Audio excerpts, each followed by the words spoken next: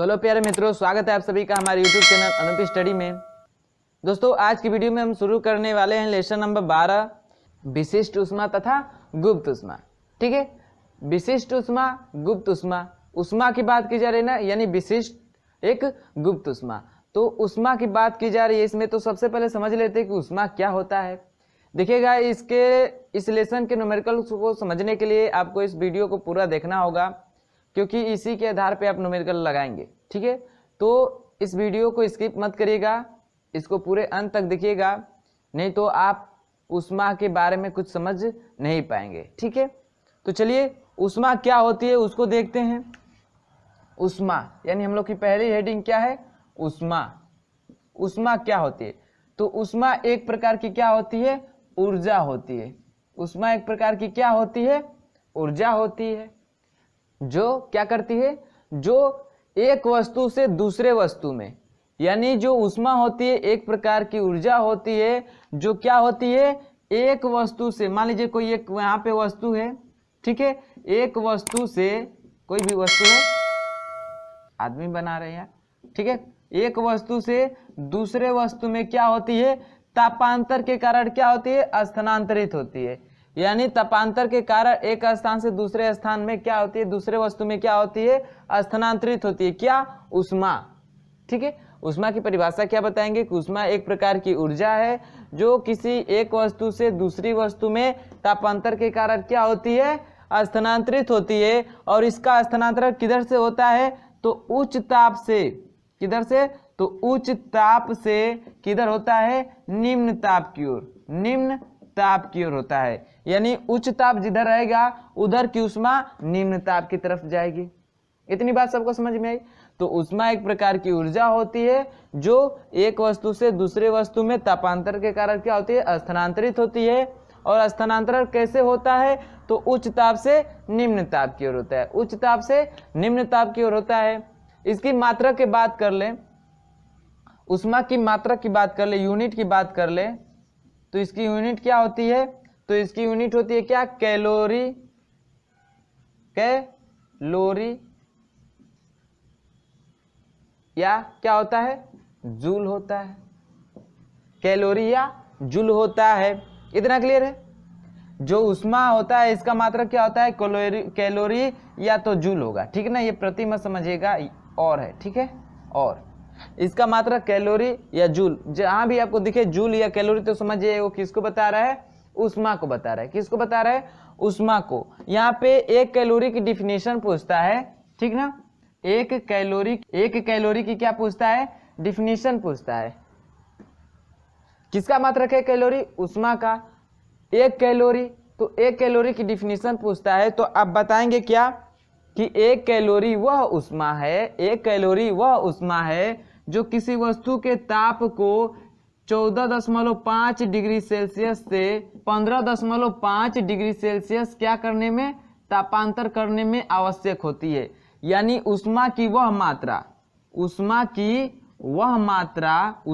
वह मात्रा जो किसी वस्तु के ताप में 14.5 डिग्री सेल्सियस से लेके 15.5 डिग्री सेल्सियस करने में क्या होती है, आवश्यक होती है, उसी ऊष्मा को हम लोग बोलते हैं क्या, एक कैलोरी ऊष्मा। ठीक है, एक कैलोरी ऊष्मा। जो एक कैलोरी ऊष्मा होता है, एक कैलोरी ऊष्मा होता है, ये होता है 4.2 जूल के बराबर होता है। यहाँ पे दो मात्रक है ना, कैलोरी और जूल, तो भाई कैलोरी को जूल में चेंज करते हैं तो वहीं एक कैलोरी 4.2 जूल के बराबर होती है। यहीं किलो कैलोरी बोल दे तो, एक किलो कैलोरी बोल दे तो, सी से दिखाते हैं कैलोरी को, एक किलो कैलोरी बोल दे तो किलो में क्या होता है, 10,000, अगुड़े कैलोरी कितना होता है, 2.5 जूल। तो यही हो जाता है कितना, 4.2 गुड़े 10 की पावर 3 जूल। इतनी बात समझ में आई? इतना बात सबको समझ में आया? तो ये रहा ऊष्मा, उसके यूनिट्स रहे कैलोरी, जूल। ठीक ना, ऊष्मा एक प्रकार की क्या है, ऊर्जा है जो किसी एक वस्तु से दूसरे वस्तु में तापांतर के कारण क्या होती है, स्थानांतरित होती है। और इसका स्थानांतरण उच्च ताप से निम्न ताप की ओर होता है। इसकी यूनिट की बात करें तो कैलोरी और जूल होता है। 1 कैलोरी की बात करें तो 1 कैलोरी वह उष्मा होती है जो किसी वस्तु के ताप में कितने का अंतर करे, तो 15.5 डिग्री सेल्सियस से 14.5 डिग्री सेल्सियस से 15.5 डिग्री सेल्सियस, यानी 1 डिग्री सेल्सियस क्या करने में, अंतर करने में उष्मा की जो मात्रा आवश्यक होती है वही कहलाती है 1 कैलोरी उष्मा।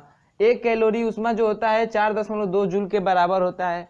1 किलो कैलोरी उष्मा की बात करें तो वो कितना हो जाएगा, तो किलो में कितना होता है 10⁻³ ग्राम, यही होता है ना,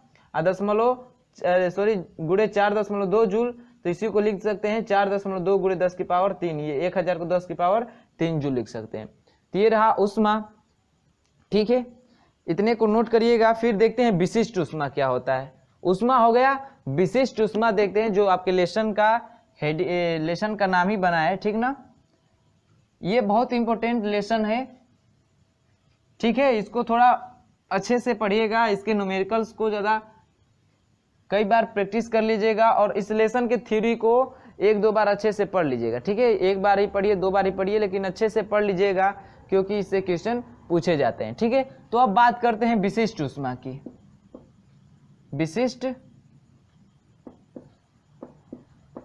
विशिष्ट उष्मा की बात करते हैं कि विशिष्ट उष्मा क्या होता है, स्पेसिफिक हीट क्या होता है, ठीक है। तो चलिए देखते हैं विशिष्ट उष्मा। तो विशिष्ट उष्मा किसी धातु के इकाई द्रव्यमान का वह ताप, किसी वस्तु के इकाई द्रव्यमान का ताप 1 डिग्री सेल्सियस बढ़ाने के लिए आवश्यक उष्मा को ही विशिष्ट उष्मा कहा जाता है। बात को समझिए, कोई भी वस्तु है, इसके एकांक द्रव्यमान, एकांक या इकाई द्रव्यमान का ताप 1 डिग्री सेल्सियस बढ़ाने में, जैसे वस्तु का ताप 5 डिग्री सेल्सियस है तो उसको, यानी इस वस्तु का ताप 5 डिग्री सेल्सियस है, इसको बढ़ा के 6 डिग्री सेल्सियस करना है, यानी 1 डिग्री सेल्सियस ताप बढ़ाना है, तो जितनी उष्मा की मात्रा लगेगी उसी उष्मा को बोलते हैं क्या, विशिष्ट उष्मा। बात सबको समझ में आई। यानी कोई भी वस्तु है उसका इकाई द्रव्यमान लिया जाए, एकांक द्रव्यमान लिया जाए, m माना जाए, वो भी 1 माना जाए, ठीक है, 1 द्रव्यमान मान लेते हैं। इकाई का मतलब वही 1 द्रव्यमान की वस्तु है कोई, और उसमें 1 डिग्री सेल्सियस का ताप बढ़ाना हो तो जितनी उष्मा की आवश्यकता होगी वही क्या कहलाती है, विशिष्ट उष्मा कहलाती है। क्या कहलाती है, विशिष्ट उष्मा। इतनी सबको समझ में आई, इतनी बात सबको समझ में आई, इतनी क्लियर है सबको। चलिए इसकी यूनिट की बात कर ले, तो क्या होता है, इसका यूनिट होता है कैलोरी प्रति ग्राम डिग्री सेल्सियस। पहले इसका फार्मूला लिख लेते हैं, ठीक ना, फिर बाद में यूनिट लिखेंगे, क्योंकि फार्मूले से यूनिट लिखने में और मदद मिलेगी थोड़ा अच्छे से। तो देखिए ये जो विशिष्ट उष्मा होती है इसको एस से दिखाते हैं, स्पेसिफिक हीट, इसका एस लेटर लेते हैं, ठीक है। अब कहा है परिभाषा के अनुसार कि इकाई द्रव्यमान की वस्तु का ताप 1 डिग्री सेल्सियस बढ़ाने में जितनी उष्मा की आवश्यकता होती है उसे क्या कहते हैं, विशिष्ट उष्मा। अब विशिष्ट उष्मा को किससे दिखाते हैं, एस से। तो एस बराबर होता है Q बटा में M इंटू डेल्टा T। इतना क्लियर है, यही फार्मूला, इस फार्मूले को नोट कर लीजिएगा। जहां पे लिख दे, जहां पे Q क्या है तो उष्मा है, M क्या है तो द्रव्यमान है, डेल्टा T क्या है तो तापांतर है, ठीक है। इतनी बात समझ में आई।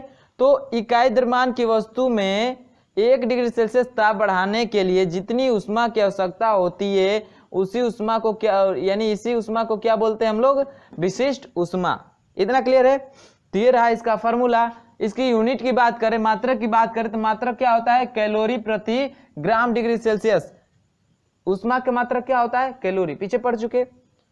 m द्रव्यमान है तो इसका मात्रक ग्राम लिखिए या किलोग्राम लिखिए, तो ग्राम लिखे हैं, और ताप का मात्रक डिग्री सेल्सियस, तो कैलोरी प्रति ग्राम डिग्री सेल्सियस, या और क्या होता है इसका मात्रक, तो इसका मात्रक होता है क्या, जूल प्रति ग्राम डिग्री सेल्सियस, या और होता है जूल प्रति kilogram degree Celsius, kilogram degree Celsius, या और क्या होता है तो kilocalorie gram, kilocalorie, kilocalorie, sorry ऐसे किलो कैलोरी, इसको मात्रक को ध्यान दीजिए, मात्रक भी पूछ देता है, किलो कैलोरी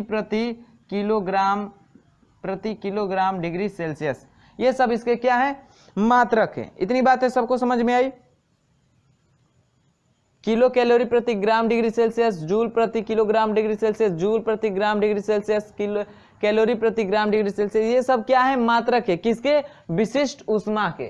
ठीक है, किसके हैं, विशिष्ट ऊष्मा के। तो इसके मात्रक को थोड़ा ध्यान में रख लीजिएगा और इस फार्मूले को नोट कर लीजिएगा, बस इतना ही, ठीक ना। और जो इसके बारे में पढ़ना होगा पढ़ लीजिएगा। जो विशिष्ट ऊष्मा होती है दो प्रकार की होती है, जो आपके बुक में दिया है, ठीक ना। क्या दिया है कि नियत आयतन पर विशिष्ट ऊष्मा, और एक दिया है नियत दाब पर विशिष्ट ऊष्मा। तो ये इसके जो हेडिंग है, यानी जो इसका नियत आयतन पे विशिष्ट ऊष्मा जो हेडिंग बनी है, इसी से आप इसकी परिभाषा बता सकते हैं। नियत आयतन मतलब आयतन निश्चित होगा, तो उस समय जो विशिष्ट ऊष्मा मतलब ऊष्मा की आवश्यकता होती है वही क्या कहलाती है, तो नियत आयतन पर विशिष्ट ऊष्मा कहलाती है। यानी इसमें m द्रव्यमान के लिए एक गैस का आयतन नियत रहता है, यानी यही m द्रव्यमान की वस्तु लेंगे, लेकिन इसका जो आयतन होगा वो क्या होगा, स्थिर रहेगा, नियत रहेगा। उस समय जो ऊष्मा होगी विशिष्ट ऊष्मा, उसे क्या बोलते हैं, नियत आयतन पे विशिष्ट ऊष्मा। वही बात दाब पे होती है, नियत दाब की, यानी m द्रव्यमान की कोई वस्तु है और उस पर दाब स्थिर रखा जाए तो उस पर जो विशिष्ट ऊष्मा कार्य करती है उसे क्या बोलते हैं, नियत दाब पे विशिष्ट ऊष्मा। तो इसे आप अपनी बुक से पढ़ लीजिएगा। हम लोग देखते हैं ऊष्मा धारिता। क्या देखते हैं, ऊष्मा धारिता। तो चलिए देखते हैं ऊष्मा धारिता। ऊष्मा धारिता, ऊष्मा धारिता क्या होती है, तो देखिए हम लोगों ने विशिष्ट ऊष्मा में पढ़ा है, तो हम लोगों ने पढ़ा था कि इकाई द्रव्यमान, इकाई द्रव्यमान वस्तु का 1 डिग्री सेल्सियस ताप बढ़ाने में जो ऊष्मा की मात्रा होती है वो होती है विशिष्ट ऊष्मा। ऊष्मा धारिता क्या होती है, तो किसी भी वस्तु का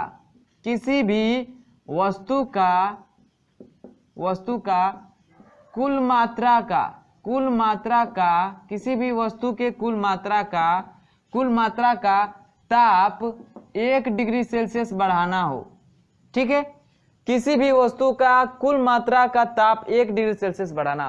कोई भी वस्तु ले लीजिए और उसकी कुल मात्रा का, इकाई द्रव्यमान की नहीं बात कर रही है, कुल द्रव्यमान, मात्रा मतलब वही द्रव्यमान ही ना, तो कुल मात्रा को बढ़ाने में, यानी 1 डिग्री सेल्सियस ताप बढ़ाने में, कुल मात्रा का 1 डिग्री सेल्सियस ताप बढ़ाने में जितनी ऊष्मा की आवश्यकता होती है वही क्या कहलाती है, ऊष्मा धारिता। तो यहाँ से ऊष्मा धारिता का फॉर्मूला क्या निकल के आ जाएगा, ऊष्मा धारिता का फॉर्मूला क्या निकल के आ जाएगा, तो वस्तु की कुल मात्रा m और उस पर लगने वाली ऊष्मा की मात्रा कोई यानी s, तो इसका मात्रा को, अरे इसका फॉर्मूला क्या बन जाता है, ऊष्मा धारिता बराबर क्या होता है, m इंटू एस। इतना क्लियर है। आवश्यक होती है, क्या बोला है, किसी वस्तु की कुल मात्रा का ताप 1 डिग्री सेल्सियस बढ़ाने के लिए जितनी ऊष्मा की आवश्यकता होती है वही क्या कहलाती है, ऊष्मा धारिता। इतनी क्लियर है। इसका फॉर्मूला ये बन जाएगा। इसकी यूनिट की बात करें, मात्रक की बात करें तो क्या हो जाएगा, देखिए m का मात्रक द्रव्यमान, m का मात्रक द्रव्यमान और फिर ये से, लेकिन इसका एक फार्मूला, अरे द्रव्यमान लिखेंगे, फिर यहाँ से विशिष्ट ऊष्मा है, जो ऊष्मा है इसका फिर मात्रक रखेंगे, तो m से m कट जाएगा। विशिष्ट ऊष्मा का मात्रक हम लोगों ने पढ़ा है ना, कैलोरी प्रति किलोग्राम प्रति डिग्री सेल्सियस, ऐसे पढ़ा ना। तो द्रव्यमान कट जाएगा तो बचेगा क्या, तो इसका मात्रक सीधे ऐसे लिखेंगे, कैलोरी प्रति डिग्री सेल्सियस, क्योंकि किलोग्राम कट जाएगा, ऊपर किलोग्राम, आइए ऊष्मा का मात्रक होता है ना कैलोरी प्रति किलोग्राम डिग्री सेल्सियस, तो यहाँ पे भी द्रव्यमान लिखेंगे तो द्रव्यमान से द्रव्यमान कट जाएगा, तो बचेगा क्या, कैलोरी प्रति डिग्री सेल्सियस, या क्या हो सकता है, जूल प्रति डिग्री सेल्सियस, या क्या होगा, और जूल प्रति केल्विन भी ले सकते हैं, जूल प्रति केल्विन भी ले सकते हैं। ठीक है, जूल प्रति केल्विन। तो ये रही आपकी ऊष्मा धारिता। किसी भी वस्तु की उष्मा जो धारिता होती है उसके कुल मात्रा का ताप 1 डिग्री सेल्सियस बढ़ाने में जितनी उष्मा की आवश्यकता होती है वही क्या कहलाती है, उस वस्तु की उष्मा धारिता। इसका फार्मूला क्या होता है, उष्मा धारिता बराबर होता है mS। इस फार्मूले को याद रखिएगा, उष्मा धारिता बराबर क्या होता है, m इंटू एस। इसका ये यूनिट्स है, यूनिट्स को भी आप लोग क्या कर लीजिएगा, ध्यान में रखिएगा। इतनी बात समझ में आई। अगला हेडिंग है मौलीय उष्मा धारिता। मौलीय उष्मा धारिता क्या होती है, मौलीय उष्मा धारिता, मौलीय उष्मा धारिता, तो देखिए नाम से ही कंफर्म हो रहा है मोल। तो 1 मोल उष्मा की धारिता यानी किसी भी वस्तु के 1 मोल की जो उष्मा धारिता होती है वही क्या कहलाती है, मौलीय उष्मा धारिता। क्या कहलाती है, मौलीय उष्मा धारिता। और इसको दिखाते हैं किससे, सी से। किससे दिखाते हैं, सी से। तो ये आप बुक को ही पढ़ लीजिए, इसके बारे में आप बुक से ही पढ़ लीजिए कि जो किसी भी गैस का 1 मोल का उष्मा जो धारिता होता है उसकी उष्मी धारिता कहलाती है। इसे सी से प्रदर्शित करते हैं। जिस प्रकार विशिष्ट उष्मा धारिता का एसआई मात्रक जूल प्रति किलोग्राम केल्विन डिग्री सेल्सियस जो है, सेम उसी तरह जो होती है मौलीय उष्मा धारिता का भी क्या होता है, यूनिट्स होता है। तो इसका जो आगे दिया है कि इसकी जो धारिता होती है 2 प्रकार की होती है, आप लोग पढ़ लीजिएगा बुक से। और एक चार्ट बनाया है कि जो एसपी यानी स्थिर दाब, नियत दाब पे विशिष्ट उष्मा और निश्चित आयतन पे या नियत आयतन पे विशिष्ट उष्मा, सीपी क्या है, तो नियत दाब पे क्या होता है, मौलीय गुप्त उष्मा, सॉरी मौलीय उष्मा धारिता। एंड सी भी क्या है, तो नियत आयतन पर मौलीय उष्मा धारिता। इन सब के बीच एक रिलेशन बताया है एक ग्राफ के द्वारा। तो आप लोगों को स्क्रीन पे एक ग्राफ दिख रहा होगा, ठीक है। इस स्क्रीन पे जो ग्राफ दिख रहा है इसको स्क्रीनशॉट कर लीजिए या वीडियो को पोस्ट करके इसको नोट कर लीजिए, ठीक है। ये जो दिया है इसका क्या बताया है इसमें, तो इनमें जो इसके मात्रक हैं एसआई मात्रक में क्या किया है और इसका जो गणितीय समीकरण है उनके बारे में प्रदर्शित किया गया है। किसके द्वारा, इस चित्र के द्वारा, ठीक है, इस सारणी के द्वारा। तो इस सारणी को नोट कर लीजिएगा। फिर हम लोग बढ़ते हैं किसके तरफ, तो उष्मा मापी का जल तुल्यांक के तरफ। तो जो सारणी दिख रही है आपके स्क्रीन पे उससे आप लोग इसको नोट कर लीजिए। देखिएगा अगली हेडिंग है उष्मा मापी का जल तुल्यांक। उष्मा मापी का जल तुल्यांक क्या होता है, तो इसको आप अपने बुक से पढ़ लीजिए। मैं यहाँ से बस इसका फार्मूला लिखवा दे रहा हूँ, ठीक ना, कि जो उष्मा मापी का जल तुल्यांक होता है उसको दिखाते हैं W से। और W बराबर क्या होता है, m into S, m into S. जो उष्मा मापी का जल तुल्यांक होता है यह उष्मा धारिता के क्या होता है, बराबर होता है। उष्मा धारिता और जल तुल्यांक आपस में क्या होते हैं, बराबर होते हैं। यानी उष्मा धारिता बराबर क्या होती है, तो उष्मा मापी का जल तुल्यांक, उष्मा मापी का जल तुल्यांक, ये आपस में बराबर होते हैं लेकिन इनकी जो मात्रक होती है वो भिन्न भिन्न होते हैं। क्या होते हैं, इनके मात्रक भिन्न भिन्न होते हैं, ठीक है। तुल्यांक, तो जो उष्मा धारिता होती है वो उष्मा मापी का जल तुल्यांक के बराबर होती है, लेकिन बस फर्क यही होता है कि इसका मात्रक कुछ और होता है, इसका मात्रक कुछ और होता है, ठीक है। और इसका फार्मूला आप लोग इसे नोट कर लीजिएगा और इसके बारे में अपने बुक से डिटेल में पढ़ लीजिएगा, ठीक है। इतना क्लियर है, अपने बुक से इसका डिटेल पढ़ लीजिएगा। बस आपको फार्मूला से मैं बता दे रहा हूँ और फार्मूला ऐसे ही मतलब है क्योंकि क्वेश्चन सॉल्व करेंगे तो फार्मूला से ही। बस इसमें एक ये बात ध्यान रखना है कि जो उष्मा धारिता होती है उष्मा मापी जल का तुल्यांक क्या होती है, बराबर होती है। बस क्यों, इनमें भिन्न क्या होता है, तो इनके मात्रक ही क्या होते हैं, भिन्न भिन्न होते हैं, ठीक है। इतना क्लियर है, इतना क्लियर है। चलिए अगला देखते हैं गुप्त उष्मा, ठीक है। ये हो गया जल का तुल्यांक। चलिए थोड़ा देख लेते हैं गुप्त उष्मा को। गुप्त उष्मा को, गुप्त उष्मा क्या होती है, तो गुप्त उष्मा उष्मा की वह मात्रा है, यानी उष्मा की वह मात्रा जो पदार्थ के 1 ग्राम मात्रा को, यानी पदार्थ का 1 ग्राम हो और उसके ताप में अवस्था परिवर्तन के लिए खर्च हो। यानी उष्मा की वह मात्रा जो 1 ग्राम ताप को अवस्था परिवर्तन करने में व्यय होती है वही क्या कहलाती है, उस वस्तु की गुप्त उष्मा कहलाती है। और इसको किससे दिखाते हैं, L से दिखाते हैं और L से दिखाते हैं, ठीक है। इसको किससे प्रदर्शित करते हैं, L से। गुप्त उष्मा को किससे प्रदर्शित करते हैं, L से, ठीक है। तो गुप्त उष्मा को L से प्रदर्शित करते हैं। तो जो गुप्त उष्मा एक प्रकार की वह उष्मा है जो किसी वस्तु के 1 ग्राम ताप में, ठीक है, 1 ग्राम वस्तु के ताप में अवस्था परिवर्तन में व्यय होती है उष्मा। तो उष्मा की मात्रा, उष्मा की बात कर रहा है ना कि वह उष्मा जो एक ग्राम पदार्थ के ताप में अवस्था परिवर्तन में व्यय होती है उसे क्या बोलते हैं? गुप्त उष्मा बोलते हैं। इसे L से प्रदर्शित करते हैं। तो वह उष्मा कितनी होगी? तो Q बराबर होता है वही m into L, m into L. L क्या है? यहाँ पे गुप्त उष्मा है और Q क्या है? तो वही उष्मा है। ठीक है, कितनी उष्मा की आवश्यकता है वो Q है, m क्या है? द्रव्यमान है। तो यहाँ से फार्मूला आता है Q बराबर m इंटू एल। इस फार्मूले को नोट कर लीजिएगा। इसकी मात्रा की बात कर ले, गुप्त उष्मा की मात्रा का यूनिट की बात कर ले, यूनिट की, तो गुप्त उष्मा यही है ना, यल है ना। तो कैसा फार्मूला बन जाएगा? यल बराबर क्या बनेगा? Q अपन m बनेगा, Q अपन m बनेगा। Q क्या है भाई? उष्मा है ना, तब जो इसका यूनिट बन जाएगा क्या? इसका मात्रा क्या होता है? Calorie, calorie. और नीचे ये है तो इसका मात्रा किलोग्राम या तो ग्राम होगा, किलोग्राम या तो ग्राम होगा। तो लिख दीजिए ग्राम या किलोग्राम। तो जूल प्रति ग्राम हो जाएगा, और किलो प्रति ग्राम हो जाएगा, या जूल प्रति ग्राम। ये सब किसके मात्रक है? तो यूनिट किसके हैं? तो एल क्या है? गुप्त उष्मा ना, इसी के मात्रक है क्या? कैलोरी प्रति ग्राम या जूल प्रति ग्राम। ये जो गुप्त उष्मा होती है 2 प्रकार की होती है। एक होती है गलन की गुप्त उष्मा और एक होती है वाष्पन की गुप्त उष्मा। क्या होती है? ये 2 होती हैं। इसको नोट कर लीजिएगा फार्मूले को। क्या होती है? एक गलन की गुप्त उष्मा होती है और एक क्या होती है? वाष्पन की गुप्त उष्मा। तो वाष्पन की गुप्त उष्मा क्या होती है? वाष्पन की गुप्त उष्मा क्या होती है? तो ये जो होता है, ठीक है, तो 1 ग्राम जल को 100 डिग्री सेल्सियस तक गर्म करके और उसको वाष्प में बदलने के लिए जितनी उष्मा की आवश्यकता होती है वो कहलाती है वाष्पन की गुप्त उष्मा। इसका जो मान होता है 540 कैलोरी, 540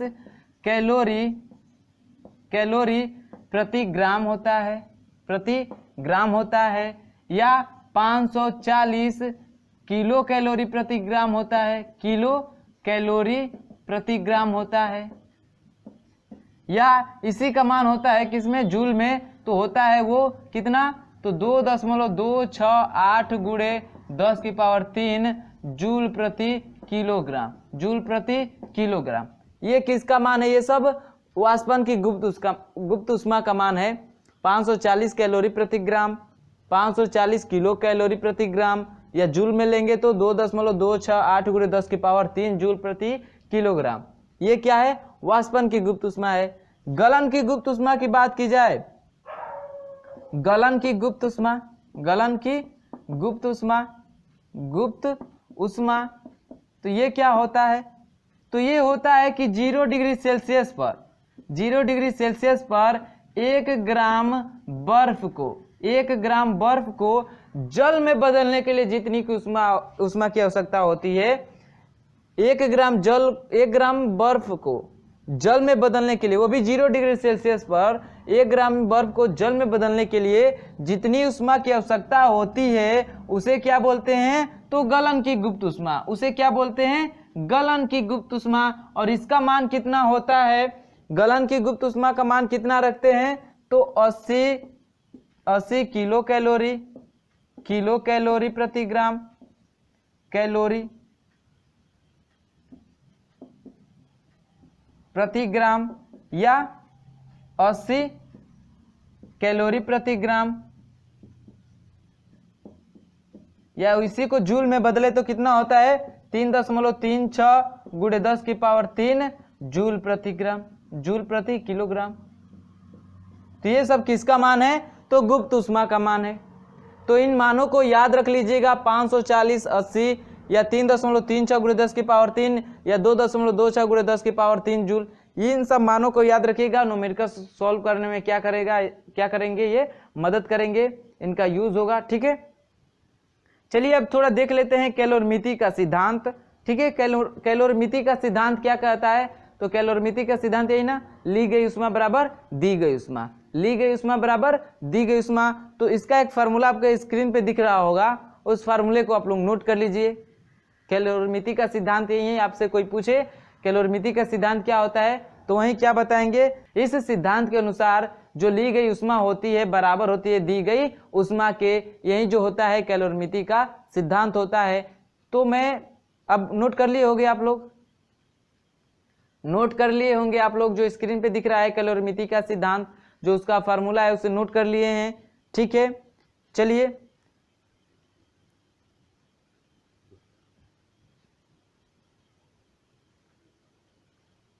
तो इतनी बातें सबको समझ में आई। बच रहा है इसका लास्ट टॉपिक, अपेक्षिक आर्द्रता। अपेक्षिक आर्द्रता, तो इसके लिए आपको फार्मूले दिए हैं, ठीक ना। अपेक्षिक आर्द्रता के लिए फार्मूले दिए गए हैं, तो इसको भी आपके स्क्रीन पे दिखाया जा रहा है। इस फार्मूले को नोट कर लीजिए सब लोग, इन फार्मूलों को नोट कर लीजिए और उसके बाद से हम लोग सोल्व करेंगे क्वेश्चन को, इसके अभ्यास प्रश्न को देखेंगे। तो फटाक से जो आपके स्क्रीन पे दिख रहा है अपेक्षिक आर्द्रता से रिलेटेड फार्मूले को, उन सबको नोट कर लीजिए। वीडियो को पॉज करके इन सबको नोट कर लीजिए और याद कर लीजिए। जितने भी इस लेसन के टॉपिक्स हैं सबको एक बार आप लोग पढ़ जाइए और उसके बाद से आप लोग इसके न्यूमेरिकल सॉल्व करिए, देखिए आपको कितना बेनिफिट मिलेगा। ठीक है, नोट हो गया सबका। चलिए, तो इस वीडियो में इस लेक्चर खत्म होता है, इस लेसन का लेक्चर खत्म होता है। अब अगले वीडियो में मिलेंगे इसके अभ्यास प्रश्न के साथ। हाँ तो दोस्तों, अब तक का वीडियो अगर आपको पसंद आया होगा तो वीडियो को लाइक करिए, सब्सक्राइब करिए और अपने दोस्तों में शेयर करिए। ठीक है, चलिए अब इसके जो न्यूमेरिकल्स हैं उसके साथ मिलेंगे अगले वीडियो में। तब तक के लिए बाय बाय।